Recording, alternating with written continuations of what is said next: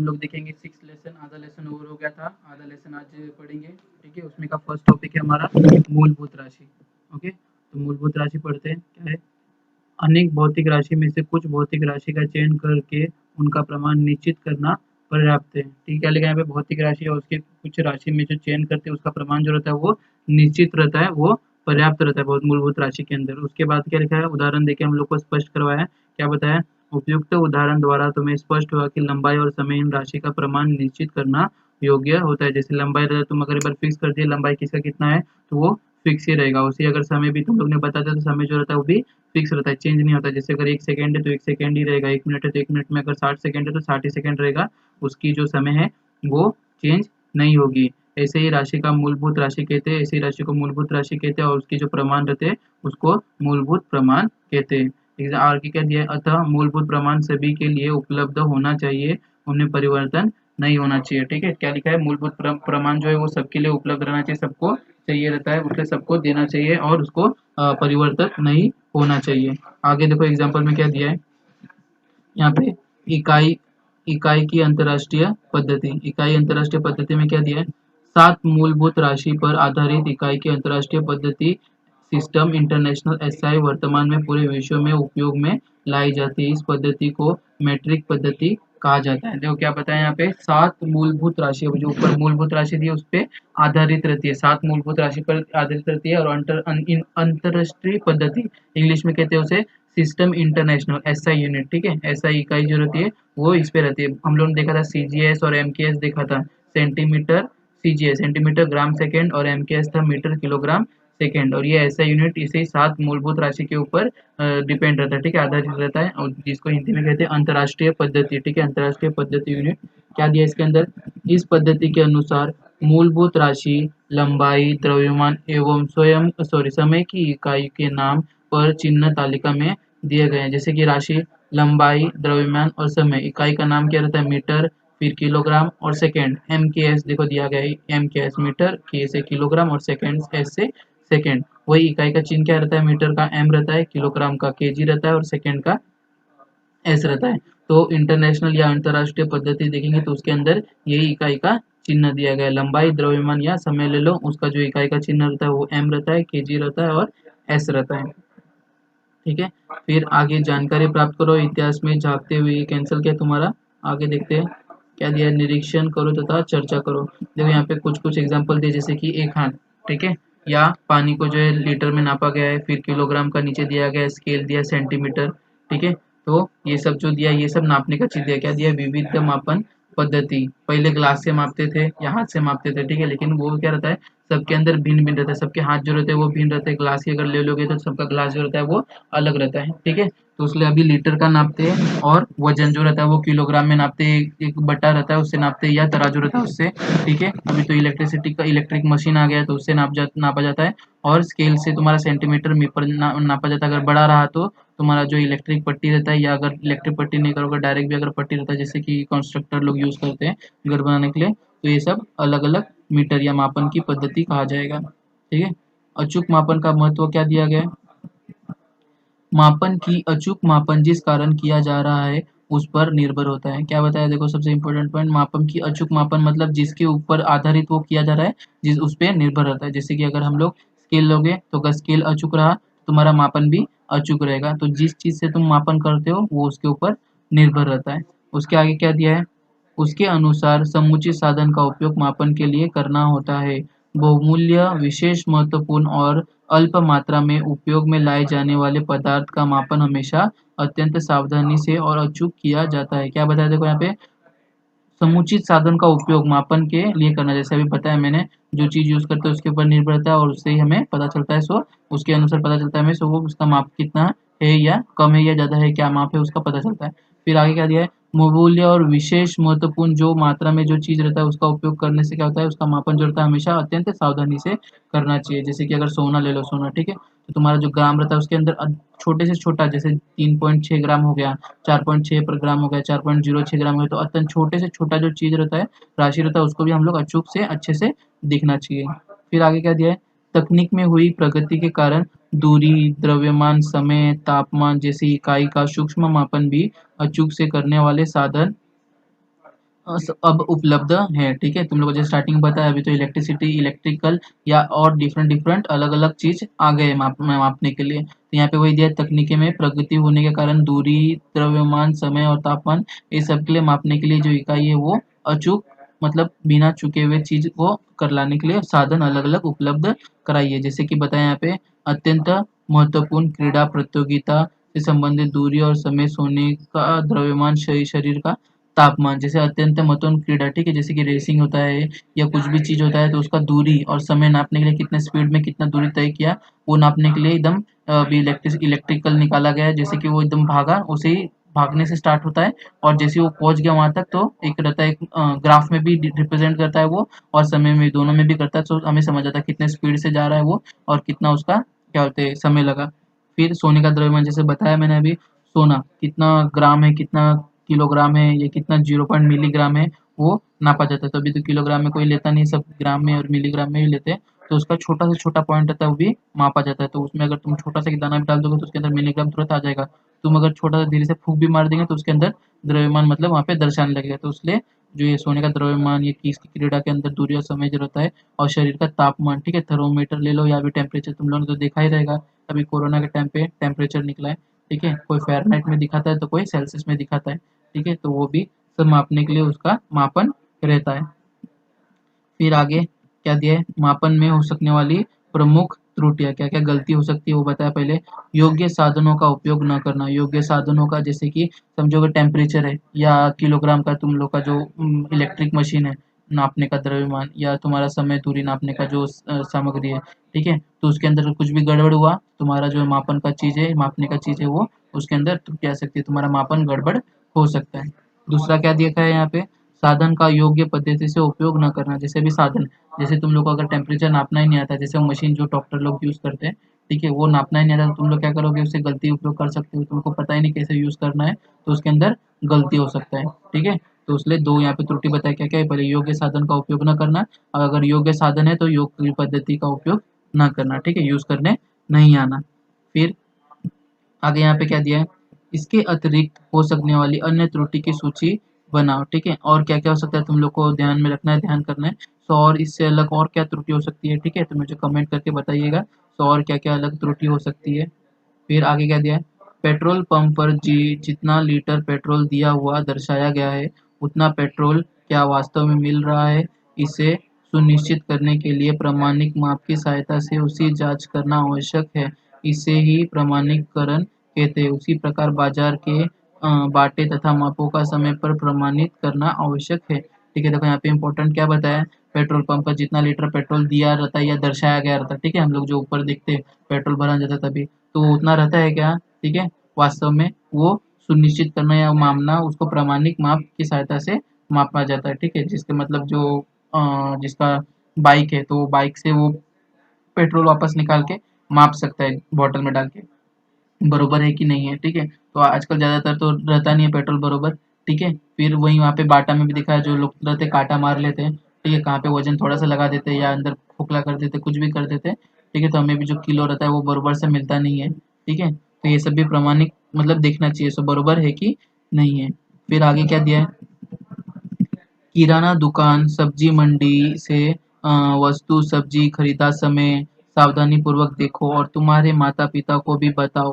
पहला, क्या तराजू पर वजन माप विभाग की प्रमाणिक मुहर है। ठीक है, क्या बताया यहाँ पे, देखो मैं इंपॉर्टेंट वर्ड बताया, क्या कि तराजू पर वजन माप की विभाग की प्रमाणिक मुहर है। आजकल कुछ नहीं रहता, सब डायरेक्ट देखोगे तुम लोग तो 1 किलो 2 किलो ऐसे डायरेक्ट रहता है, उसका मुहर बियर कुछ नहीं रहता। दूसरा, क्या तराजू स्थिर था, क्या तराजू का कांटा सीधा है, ठीक है, कोई देखता है तराजू स्थिर है कि नहीं है, डायरेक्ट कुछ भी चीज़ डाला फटाक से वो डाल दिया।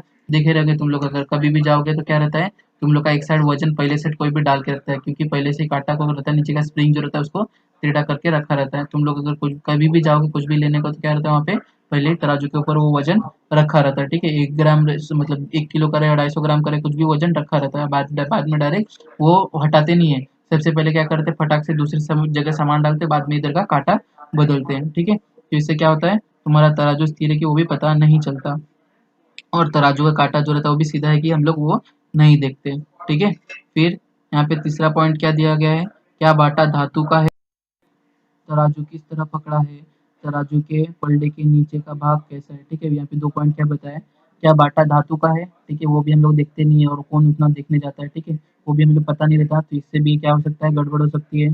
फिर तराजू किस तरह पकड़ा है। ठीक है, तभी तराजू की जगह पे क्या रहता है, वो नीचे का मशीन रहता है, वेइंग मशीन रहता है। ठीक है, तो एक जगह टोकरी रखा रहता है, एक जगह वजन का रखा रहता है, तो वो ठीक तरीके से रखा है कि नहीं रखा है, सीधा मतलब नीचे का जो जमीन है वो सीधा है कि नहीं है, टेढ़ा है कि क्या है।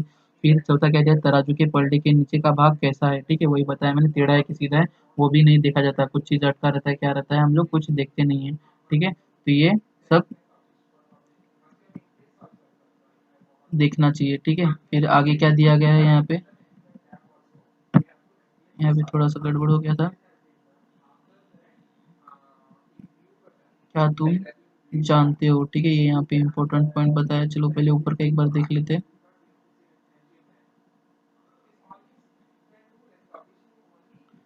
कौन क्या करता है। ठीक है, यहाँ पे देखो कौन क्या करता है, वो देखा, एक बार देख लेते हैं। क्या दिया, ग्राहकों के साथ वजन नाप में धोखाधड़ी ना हो, इसके लिए सरकार के अन्न वितरण व ग्राहक संरक्षण विभाग के अंतर्गत वजन माप विभाग कार्यरत होता है। ठीक है, क्या बताया यहाँ पे, किसको नहीं पता। ठीक है, लेकिन कोई करता है क्या, कभी काल ही कोई करता रहेगा। क्या बताया, ग्राहकों के साथ वजन माप में धोखाधड़ी ना हो। ठीक है, हम लोग ग्राहक होते हैं, हम लोग जो कोई भी सामान कुछ चीज खरीदना चाहता है तो वो ग्राहक हो जाता है। ठीक है, तो धोखाधड़ी ना हो इसके लिए क्या रहता है, सरकार ने अन्न वितरण व ग्राहक संरक्षण विभाग बनाया था। ठीक है, पुलिस के जैसे रहते हैं ये लोग, छापामारी करते हैं। ठीक है, जैसे पुलिस लोग करते हैं वैसे ये लोग ग्राहक मतलब जो दुकानदार रहता है उसके ऊपर छापामारी करते हैं। और उससे क्या होता है, वजन माप में या जो चीज रहता है वो खराब दे रहे क्या अच्छा दे रहे उसके ऊपर वो लोग ध्यान देते हैं। फिर आगे क्या दिया है, इसको थोड़ा ऊपर कर लेते हैं।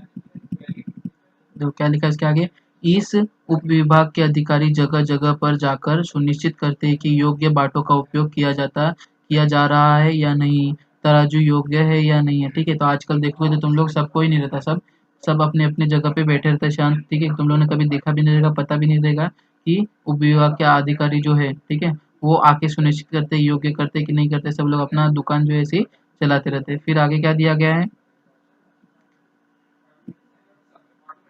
सरकार द्वारा प्रमाणित वजन नाप का उपयोग करना वैदिक दृष्टि से अनिवार्य है। ठीक है, क्या दिया यहाँ पे इम्पोर्टेंट, कि सरकार द्वारा जो प्रमाणित वजन नाप है वही यूज करना अनिवार्य है, इम्पोर्टेंट है, लेकिन कोई देखता नहीं। शासन का वजन माप विभाग बाटों का उत्पादन, बिक्री व सुधार मरम्मत की आवश्यकता अनुमति देने का काम करता है। ठीक है, वो बरोबर से दुकान है कि नहीं है, अंदर का सामान जो है बरोबर है कि नहीं है, बराबर उत्पादन या बिक्री जो है वो बरोबर कर रहा है कि नहीं कर रहा है, मतलब मैन्युफैक्चर जो है वो बरोबर डेट से डेट कर रहा है कि नहीं, नया सामान रहता है कि जूना सामान रहता है, ये सब दिखना पूरा आवश्यक रहता है उनका, लेकिन वो नहीं देखते और ना ही हम देखते हैं। ठीक है, तो ये सब इंपॉर्टेंट पॉइंट है, ये सब ध्यान से देना। ठीक है, इसके अंदर ये छोटे छोटे क्वेश्चंस इसके बना के आ सकते हैं। ठीक है, फिर इंटरनेट जो है वो कैंसिल क्या तुम जानते हो, एक बार देख लेते हैं। देखो यहाँ पे क्या दिया है, बांध में कितना पानी इकट्ठा है, कितनी पानी बांध से छोड़ा गया, बांध में अब पानी का कितना भंडार है, इस संदर्भ के समाचार वर्षा ऋतु में तुमने सुने, देखा या पढ़ा होगे। क्या तुम इस संबंध में नीचे दी गई जानकारी ज्ञात है। अभी देखो तो बांध जो बना, ठीक है, बांध मतलब जो डैम रहता है वो पता ही रहेगा तुम लोग को, उसके अंदर पानी इकट्ठा करते हैं, क्योंकि जब पानी कम रहेगा तो हमें वो पानी आसानी से बाद में जब कम हो जाएगा तो आसानी से मिल जाए, या बारिश का पानी को हम अच्छे से यूज कर सके, इसलिए बांध बना जाता है। ठीक है, तो उसमें क्या दिया, पानी इकट्ठा करते हैं और कितनी पानी बांध में छोड़ा गया। ठीक है, जैसे कि जब बाद में यूज रहता है, जैसे कि आगे का जो पानी बीच बांध के पीछे रहता है जमा रहता है, फिर आगे का जब गर्मियों में सूख जाता है तो बांध को छोड़ा जाता है पानी निकलने के लिए। या कभी कभी क्या किया जाता है, अगर ज्यादा पानी बढ़ गया बांध के पीछे तो बांध टूटने की संभावना रहती है, तभी भी बांध को खोला जाता है। ठीक है, जैसे कि अभी बांध को खोला गया है, तुम लोग को पता रहेगा, न्यूज में देखे रहोगे या न्यूज पेपर पढ़े रहोगे, तो पता रहेगा बांध को कितने, बांध के जो दरवाजे थे वो खोल दिए थे क्योंकि पानी जो बढ़ गया था इसके कारण। फिर बाद में हम पानी कितना भंडार है ये सब का तुम लोग को पता ही रहेगा, जब वो रेखा रहता है, ठीक है, रेड अलर्ट का रेखा रहता है वहां तक बनाया रहता है, अगर वहां से पानी ज्यादा हो गया तो फिर उसको छोड़ दिया जाता है। ठीक है, फिर वर्षा ऋतु में तुम लोग का वर्षा ऋतु चल रहा है, ठीक है, देखा रहेगा। फिर क्या बताया, नीचे दी गई जानकारी क्या क्या दिया है, 1 TMC पानी का अर्थ है 1000 मिलियन क्यूबिक फीट। ठीक है, टी का मतलब 1000 है, एम का मतलब मिलियन है और सी का मतलब क्यूबिक फीट है। ठीक है, क्यूब में मतलब बाजू कोने में पूरा मतलब चौकोन का नापा जाता है, अर्थात 1 अरब घन फीट पानी होता है। ठीक है, हिंदी में दिया यहाँ पे अर्थात 1 अरब घन फीट पानी होता है, 1 अरब घन फीट, ठीक है। फिर वहां पे क्या दिया आगे, 1 घन फीट यानी कितना होता है 28.317 लीटर, ठीक है, 28.317 लीटर 1 घन फीट मतलब। लेकिन यहाँ पे कितना आता है, 1 टीएमसी का पानी मतलब कितना बताया यहाँ पे, 1 टीएमसी का पानी 1 अरब घन फीट पानी, ठीक है, समझ लो 1 घन फीट मतलब 28.317, तो 1 अरब मतलब कितना होगा, देखो यहाँ पे गुना करके बताया है। अगर 28.317 को अगर 1 अरब से अगर गुणाकार किया तो कितना आता है 2831684652 लीटर, अर्थात लगभग 28.317 अरब लीटर, ठीक है, 28 अरब, समझ लो 28 अरब 31 करोड़, हाँ 28 अरब 31 करोड़ 68 लाख 46,592, ठीक है, 28 अरब 31 करोड़ क्या 67 68 46 मतलब 46,592 लीटर, इतना लगभग 1 टीएमसी पानी में आता है, समझो। तो इतना पानी जो रहता है वो जमा रहता है, ठीक है। तो ये सब जो है इम्पोर्टेंट पॉइंट थे, ठीक है। ऊपर का जो एक बार बताया तुम लोग को, वापस एक बार क्षैतिज राशि का तुम लोग को मूलभूत राशि का बता देता हूँ, ठीक है, कंफ्यूज मत होना, ठीक है। इसलिए ये इंपॉर्टेंट पॉइंट इसलिए वापस एक बार बताने जा रहा हूँ तुम लोग को मैं। एमकेएस और सीजीएस का था, देखो मूलभूत राशि का प्रमाण, मूलभूत राशि बताया था उसका ही प्रमाण क्या दिखा है यहाँ पे, द्रव्यमान के परिणाम के रूप में प्लेटिनम इरेडियम मिश्र धातुओं का बेलनाकार ठोस पेरिस में अंतरराष्ट्रीय भार मापन संस्था में रखा गया। कहाँ रखा गया, पेरिस में। किससे बना है, प्लेटिनम और इरेडियम से द्रव्यमान जो नापते हैं उसका राशि का मतलब परिणाम स्वरूप एक चीज रखा गया है, और अंतरराष्ट्रीय नियमानुसार मतलब ऐसा यूनिट जो दिया है वो अंतरराष्ट्रीय नियमानुसार उसके द्रव्यमान को 1 किलोग्राम कहा जाता है। उनकी अचूक प्रति प्रमाणीकरण करने के लिए विश्व भर में प्रयोगशाला को संस्थान में वो रखी गई है, ठीक है। द्रव्यमान मतलब एक हिसाब से रखा गया है कि उसे नापने के लिए हम लोग द्रव्यमान को नापने के लिए किलोग्राम में रखा जाता है। फिर वही यहाँ पे आके क्या दिया गया है, पेरिस की अंतरराष्ट्रीय संस्था में रखी गई प्लेटिनम इरिडियम, ठीक है, ये भी प्लेटिनम इरिडियम किधर, पेरिस में मिश्र धातु की पट्टी पर 2 सूक्ष्म रेखा खींची गई है, ठीक है। 2 सूक्ष्म रेखा मतलब एक पतली सी रेखा खींची गई है, और इन तीनों रेखा के बीच में जो दूरी है उसको मीटर से मापन किया है, ठीक है। अभी जैसे कि हम लोग हाथ से मीटर नापते हैं तो वो सबका हाथ विभिन्न रहता है, ठीक है, भिन्न भिन्न रहता है, तो वो सबकी जो मीटर है वो भी गड़बड़ हो सकता है, इसलिए ये प्लेटिनम और रेडियम मिश्र धातु से एक पट्टी बनाया गया है, उसके ऊपर 2 सूक्ष्म मतलब बीच में रेखा खींची, और वो मतलब आजू बाजू में और बीच में उसका जो जगह है उसको मीटर से दर्शाया गया है, ठीक है। तो वो एक वापस प्रयोगशाला में रखा गया है, और उससे प्रामाणिक संस्थान में क्या बताया जाता है कि वो मीटर का मतलब कैसे नापा जाता है। सबसे पहले जो मीटर था वो ऐसे प्रकार नापा गया था। फिर आगे जो समय का दिया है, समय में क्या दिया है यहाँ पे, पृथ्वी के एक परिवलन के लिए लगने वाला समय को माप कर उसे 24 घंटे मानकर 1 सेकंड प्रमाणित किया जाता है, ठीक है। क्या बताया, 24 घंटे जो मतलब जो एक परिवलन करता है पृथ्वी, जब एक राउंड घूमता है तो उसे 24 घंटे लगते हैं, ठीक है। तो वो हम लोग को पता है अभी, लेकिन सबसे पहला जो पृथ्वी परिवलन करता था उसको मापा गया था समय का, तो वो 24 घंटे उसमें दर्शाया गया था, ठीक है। फिर 24 घंटे का निकाला था, 1 घंटा में एक 24 घंटा, फिर 1 घंटा किया था उसको, और फिर निकाला था 1 घंटे को भाग किया मतलब समय से पूरा एक बार जो परिवलन करता है उसको भाग किया तो 60 मिनट निकाला, ठीक है। और 60 मिनट को जब छोटा किया तो उसे 60 सेकंड निकाला, ठीक है। तो इसलिए हम लोग को अभी पता है, सो 1 घंटे में कितना होता है 60 मिनट होता है, और वही अगर 1 मिनट नापोगे तो 60 सेकंड होता है, ठीक है। तो वो प्रमाणित कब हुआ, जैसे सूर्य का एक परिवलन हुआ तो उसे प्रमाणित किया गया कि 24 घंटा मतलब पृथ्वी को घूमने के लिए, एक परिवलन करने के लिए 24 घंटा लगता है, और उससे ही हम लोग को पता चला। सो 60 मिनट मतलब घंटे से छोटा मिनट होता है, और मीटर मिनट से छोटा सेकंड होता है, और 1